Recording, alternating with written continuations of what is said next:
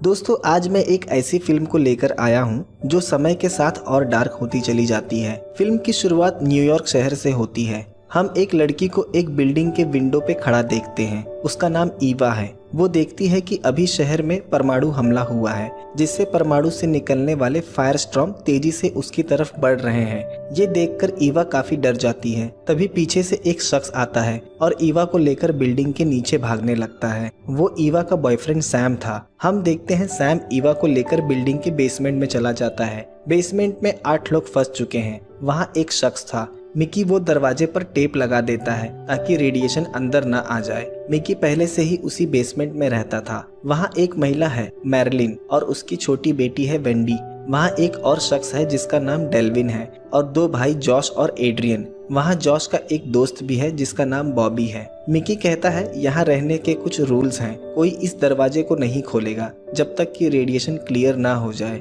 वो कहता है अगर जिंदा रहना है तो तुम्हें मेरी बात माननी पड़ेगी। तभी लोगों को बाहर से तेजी से गिरने की कुछ आवाज आती है। शेल्टर में सब हिलने लगता है। सब डरने लगते हैं। मिकी बताता है कि बिल्डिंग नीचे गिर गई है। जॉश और बॉबी के ऊपर धूल गिर जाती है। सबको लगता है ये रेडिएशन डस्ट है, पर मिकी बताता है ये शेल्टर के अंदर की धूल है। वेंडी मिकी के पास आती है। वो कहती है उसे यहाँ नहीं रहना है, घर जाना है। पर मिकी उसे कहता है अगर वो इस शेल्टर से बाहर गई तो रेडिएशन से उसके बाल गिरने लगेंगे और उसके शरीर से स्किन मेल्ट होकर गिरने लगेगा। ये सुनकर वेंडी डरने लगती है। मैरलिन वेंडी के पास आ जाती है और मिकी से कहती है ये बस एक छोटी बच्ची है, इसे डराओ मत। डेल्विन मिकी से आगे का प्लान पूछता है, पर मिकी उसकी बात का कोई ठीक जवाब नहीं देता। ईवा पूछती है क्या किसी का सेल फोन चालू है। एड्रियन बताता है उसके फोन में सिग्नल नहीं है। मिकी सबको खाने के लिए बीन्स देता है। डेल्विन के पास एक रेडियो डिवाइस है जिससे वो बाहर संपर्क करने की कोशिश करता है। जॉश कहता है हम कब बाहर जा पाएंगे। मिकी कहता है जब मैं बताऊंगा तब। तभी जॉश अपने फ्रेंड बॉबी को लेकर वहां से निकलने जाता है। मिकी उसे दरवाजा खोलने से मना करता है क्योंकि रेडिएशन भीतर आ जाएगा और सब मर जाएंगे। मिकी जॉश के ऊपर एक्स से हमला कर देता है। जॉश वहां से हट जाता है। सब आकर अपनी जगह पर बैठ जाते हैं। मिकी बताता है कि जब अमेरिका ने हिरोशिमा और नागासाकी पर परमाणु हमला किया था वो मंजर काफी खौफनाक था और चेर्नोबिल में हुआ न्यूक्लियर प्लांट का हादसा, वहाँ के वो बच्चे जो उस रेडिएशन से मारे गए। मिकी कहता है अगर डस्ट गलती से अंदर आ गया तो हम सब मारे जाएंगे। इस बात पर ईवा कहती है बस उसे ये सब और नहीं सुनना है। रात सब सो रहे होते हैं। ईवा जाकर देखती है वहाँ मिकी का एक पर्सनल रूम है जहाँ किसी को भी जाने की इजाजत नहीं है। आगे हम देखते हैं सैम और ईवा साथ बैठे होते हैं। वहाँ उनकी बातों से पता चलता है दोनों के बीच रिलेशन अच्छा नहीं है, पर सैम इस रिलेशन को मेंटेन करने की पूरी कोशिश कर रहा है। रात जॉश खाने को देख के कहता है पता नहीं और कब तक यही बेकार खाना खाना पड़ेगा। इस पर मिकी गुस्सा हो जाता है और फिर सैम मिकी से बहस करने लगता है कि कब तक हम ऐसे ही हाथ पर हाथ धरे बैठे रहेंगे, हमें कुछ करना होगा। और मिकी गुस्से में सैम को पंच कर देता है। ये देखकर वेंडी डर जाती है। मिकी कहता है उसे डरने की जरूरत नहीं है क्योंकि वो उसे कभी हर्ट नहीं करेगा। तभी सबको बाहर से एक हलचल सुनाई देती है। सब देखते हैं मेन डोर के लॉक को कोई कटर मशीन से काट रहा है। सबको लगता है कि ये आर्मी है जो उनकी मदद के लिए आई है, पर अंदर 5 सोल्जर्स आते हैं जिन्होंने रेडिएशन सूट पहना हुआ था और उनके हाथ में गन था। वो सब पर गन पॉइंट कर देते हैं, पर मिकी वहाँ नहीं था। वो पहले ही भीतर चला गया था। वो वेंडी को उठा लेते हैं और उसके गले पर कोई लिक्विड इंजेक्ट करते हैं। सब ये देख के डरने लगते हैं। फिर वेंडी को प्लास्टिक बैग में सुला दिया जाता है। मैरलिन वेंडी को छोड़ने के लिए कहती है, पर 2 सोल्जर्स वेंडी को उठाकर लेकर चले जाते हैं और फिर बाकी लोगों को शूट करने जाते हैं। तभी जॉश उनकी तरफ टेबल उछाल देता है और सब भागने लगते हैं। मिकी एक सोल्जर को मार देता है और डेल्विन भी एक सोल्जर को जान से मार देता है। अब सिर्फ एक और सोल्जर बचा था उस शेल्टर में। वो सोल्जर सैम को देख लेता है। वो जैसे ही सैम पर गोली चलाने जाता है मिकी उस सोल्जर पर गोलियों की बौछार कर देता है। आगे हम देखते हैं एड्रियन को गोली लग गई थी और वो घायल हो गया था। ईवा भागकर सैम के पास जाती है। सैम उस हादसे से पूरी तरह से डर गया था। ईवा उसे बताती है कि सब ठीक है। डेल्विन एक सोल्जर का सूट उतारता है। वो देखता है ये कोई एशियन शख्स है। डेल्विन कहता है ये सोल्जर्स नॉर्थ कोरिया से हो सकते हैं, पर इस पर मिकी कहता है तुम पागल हो। मिकी को लगता था कि किसी अरब देश का काम है। तभी सब देखते हैं मैरलिन मेन डोर को खोलने जा रही है। सब उसे पकड़ के स्टोरेज रूम में बंद कर देते हैं। सब उन सोल्जर्स की बॉडी को प्लास्टिक में रैप कर देते हैं। हम देखते हैं डेल्विन रेडियो पर सिग्नल सर्च कर रहा है कि शायद उनकी मदद के लिए कोई आ जाए, पर मिकी उससे कहता है रेडियो बंद कर दो, इससे हम मुसीबत में पड़ सकते हैं। ईवा स्टोरेज रूम में मैरलिन के लिए खाना लेकर जाती है। वेंडी के जाने के बाद मैरलिन काफी रो रही थी। तभी वहाँ बॉबी आता है और वेंडी का बन्नी मैरलिन के सामने फेंक कर चला जाता है। ईवा मैरलिन को गले लगाकर उसे हौसला देती है। यहाँ सब मिलकर फैसला कर रहे होते हैं कि बाहर कौन मदद के लिए जाएगा, क्योंकि शेल्टर में एक ही रेडिएशन सूट था, बाकी डैमेज हो गए थे। ईवा कहती है कि वो जाकर पता लगाएगी, पर मिकी को भरोसा नहीं था। वो जॉश को जाने के लिए कहता है, क्योंकि जॉश अपने भाई एड्रियन के लिए जरूर वापस आएगा। जॉश सूट पहनकर रेडी होता है। मैरलिन जॉश के पास आती है और वो कहती है वो बाहर जाकर वेंडी को सही सलामत वापस लेकर आए। जॉश उससे प्रॉमिस करता है। वो जैसे ही दरवाजा खोलते हैं, देखते हैं दरवाजे से लगा हुआ एक रेडिएशन प्रोटेक्टेड टनल है। जॉश आगे जाने लगता है। जॉश देखता है वो टनल एक लैब में जाकर खत्म होता है और वहाँ दो शख्स वही रेडिएशन सूट पहने कोई रिसर्च कर रहे हैं। वो देखता है एक ट्रे में काफी बाल इकट्ठा करके रखे हुए हैं। इससे पता चल रहा था वो रिसर्च इंसानों पर किया जा रहा था। जॉश आगे देखता है कुछ बच्चों को एक स्टेसिस में डाला गया है, जो कि एक तरह का कैप्सूल है, और उसमें से एक वेंडी भी थी। उसके सारे बाल निकाल दिए थे और उसकी आंखों पर बैंडेज लगा था और उसके मुंह में एक ट्यूब लगा था जिससे वो सांस ले रही थी, जिसमें उसे कोई होश नहीं था। जॉश ये देख के डर जाता है कि कितना खतरनाक रिसर्च इन बच्चों पर कौन कर सकता है। तभी एक सोल्जर जॉश को पहचान लेता है। जॉश उसे धक्का देकर वहां से भागने लगता है। भागते वक्त जॉश दो सोल्जर को शूट कर देता है और उसकी गन वहीं गिर जाती है। शेल्टर का दरवाजा खुलते ही जॉश भागकर अंदर चला जाता है। जॉश सबको बताता है कि बाहर सब खत्म हो चुका है, कोई सर्वाइवर नहीं बचा है, बाहर एक लैब है बस। जॉश मैरलिन की तरफ देखता है। वो मैरलिन से माफी मांगता है कि वो वेंडी को वापस नहीं ला पाया। जॉश इमोशनल हो जाता है। तभी सब देखते हैं कि वो सोल्जर्स बाहर से दरवाजे को वेल्डिंग कर रहे हैं, जिससे अब कोई बाहर न आ सके। सब इस बात से काफी दुखी हो जाते हैं कि अब यहाँ से निकलने का उनके पास कोई रास्ता नहीं है। आगे हम देखते हैं ईवा एड्रियन के कमरे में जाती है। वहाँ वो एड्रियन का बैंडेज करती है। वहाँ दोनों की बातों से पता चलता है कि दोनों एक दूसरे को जानते हैं, पर कभी बात नहीं की। एड्रियन ईवा के नीचे के फ्लोर पे ही रहता था और जब एड्रियन गिटार बजाता था, ईवा उसे सुना करती थी। ईवा काफी वक्त से अकेली थी। एड्रियन से बात करके उसे काफी अच्छा लगता है। दोनों किस करने जाते हैं। तभी वहाँ सैम आ जाता है, पर उसे कुछ पता नहीं चलता। आगे हम देखते हैं हफ्ते बीत गए हैं और सोल्जर्स की बॉडी सड़ने लगी है, जिसकी वजह से पूरे शेल्टर में गंदी बदबू आ रही थी। मिकी कहता है हम उस बॉडी के छोटे टुकड़े करके उसे सेप्टिक के रास्ते से बाहर डाल देंगे, पर बात ये थी कि उस लाश के टुकड़े कौन करेगा। इस काम को करने के लिए बॉबी आता है और लाश के टुकड़े करके उसे सेप्टिक में डाल देता है। आगे हम देखते हैं वेंडी के जाने के बाद दुखी मैरलिन बॉबी के करीब जाने लगती है। हम देखते हैं डेल्विन मिकी को रूम में जाते हुए देखता है। डेल्विन को लगता है कि मिकी उनसे खाना चुरा रहा है और फूड शॉर्टेज की बात झूठ है। फिर डेल्विन सबको लेकर मिकी के कमरे में आ जाता है। ईवा देखती है मिकी के रूम में 9/11 अटैक के पुराने अखबार लगे हुए हैं और मिकी की वाइफ और उसकी बेटी की तस्वीर रखी है। वहाँ मिकी आ जाता है। उसके पूछने पर एड्रियन बताता है हम फूड की तलाश कर रहे हैं। मिकी कहता है मैंने पहले ही बताया है यहाँ कोई फूड नहीं है, जो कुछ बचा था सब खत्म हो गया। डेल्विन कहता है अब से इस रूम का इस्तेमाल हम भी करेंगे। इस बात पर मिकी उस पे गुस्सा हो जाता है। हम देखते हैं बॉबी और मैरलिन इंटीमेट हो रहे हैं। मैरलिन अब पूरी तरह से अपनी बेटी वेंडी को भूल चुकी है। वहाँ ईवा आ जाती है। वो मैरलिन से कहती है अगर वो वेंडी के बारे में कुछ बात करना चाहती है तो कर सकती है, पर मैरलिन और बॉबी उसे अपने साथ इंटीमेट होने के लिए कहते हैं। ईवा गुस्से में वहाँ से उठकर चली जाती है। आगे हम देखते हैं सबकी मिकी से बहस हो जाती है। सबको लगता है मिकी ने फूड छिपा कर रखा है, पर वो किसी को बता नहीं रहा है। मिकी गुस्से में जॉश को पंच कर देता है। अगले सीन में हम देखते हैं डेल्विन लॉकर से अपनी गन निकालता है। जैसा कि हम जानते हैं डेल्विन एक सिक्योरिटी गार्ड था, उसके पास गन थी। वो गन लेकर मिकी के कमरे में चला जाता है। ईवा उसे देख लेती है और उसके पीछे जाने लगती है।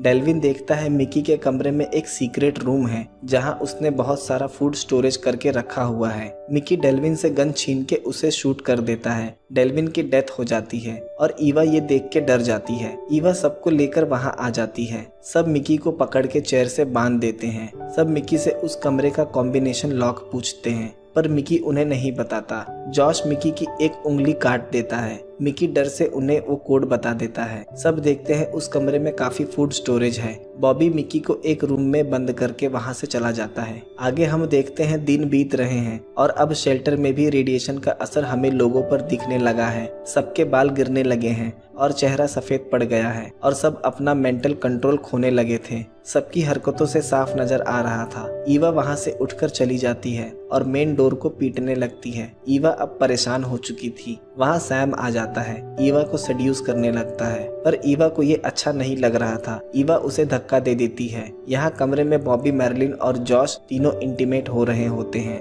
ईवा ये सब छिपकर देख रही होती है। वो एक तरह से मैरिलिन को टॉर्चर कर रहे थे। ईवा वहां से जाने लगती है। एड्रियन ईवा को ड्रिंक ऑफर करता है। दोनों साथ बैठे होते हैं। ईवा एड्रियन से बात करते वक्त काफी इमोशनल हो जाती है और वहां बस एड्रियन ही था जो ईवा को समझता था। आगे हम देखते हैं मैरिलिन कमरे से बाहर चली आ रही है। बॉबी और जॉश ने उसे बुरी तरह से सेक्सुअली टॉर्चर किया था। मैरिलिन ईवा को देख के इमोशनल हो जाती है। वो ये सब और नहीं करना चाहती थी। वहाँ जॉश और बॉबी आ जाते हैं और उसे जबरदस्ती उठाकर लेकर कमरे में चले जाते हैं। मैरिलिन चीख रही होती है। ईवा उसे बचाने जाती है पर एड्रियन उसे रोक लेता है। फूड स्टोरेज रूम पर जॉश और बॉबी ने कंट्रोल ले लिया था। जब ईवा फूड के लिए उसके कमरे में जाती है तो जॉश उसे इंटीमेट होने के लिए कहता है, पर ईवा वहां से बाहर आ जाती है। वहां एड्रियन आ जाता है। उसके पूछने पर जॉश बताता है, आज से राशन मैं सप्लाई करूंगा। एड्रियन कहता है, पर ये पूरे ग्रुप का राशन है। जॉश कहता है, यहाँ कोई ग्रुप नहीं है, सिर्फ हम हैं। ईवा मिकी को बाहर लेकर आती है। मिकी उसे रस्सी खोलने के लिए कहता है, पर ईवा कहती है उसने सबको धोखा दिया है। मिकी बताता है, मैं फूड के बारे में सबको बताने वाला था, पर उसे यकीन नहीं था कि किसी की नीयत खराब हो जाए। वो ईवा को अपने पास बुलाता है और उसके कान में बताता है कि स्टोरेज रूम में एक गन है जिसके बारे में किसी को पता नहीं है। ईवा इस काम में सैम की मदद मांगती है क्योंकि स्टोरेज रूम में हमेशा बॉबी और जॉश रहते हैं तो वहां जाना मुश्किल था, पर सैम कहता है मिकी ने गन वाली बात उससे झूठ कही होगी। आगे हम देखते हैं सैम जॉश के रूम में ड्रिंक कर रहा होता है। ईवा सैम को बाहर बुलाती है पर वो नहीं आता। ईवा देखती है मैरिलिन एक कोने में बैठी है और उसे बहुत बुरी तरह से टॉर्चर किया गया था जिसकी वजह से उसके नाक और मुंह से खून आ रहा था। जॉश ईवा को ट्रुथ और डेयर के लिए अप्रोच करता है। ईवा ट्रुथ चूज करती है। जॉश कहता है, क्या तुम सैम को पसंद करती हो? इस पर ईवा कहती है हाँ। जॉश कहता है, क्या तुम मेरे भाई एड्रियन को भी पसंद करती हो? इस पर ईवा कहती है, तुम अपना सवाल पहले ही पूछ चुके हो। जॉश और ईवा के बीच बहस हो जाती है। सैम जॉश को शांत होने के लिए कहता है। इस पर जॉश गुस्सा हो जाता है और सैम को एक्स देता है और उसे डेयर देता है डेल्विन के लाश के टुकड़े करने का। ईवा सैम को ये करने से मना करती है, पर इसमें सैम का ईगो बीच में आ रहा था। जब सैम डेल्विन की लाश के पास जाता है तो वो नहीं कर पाता।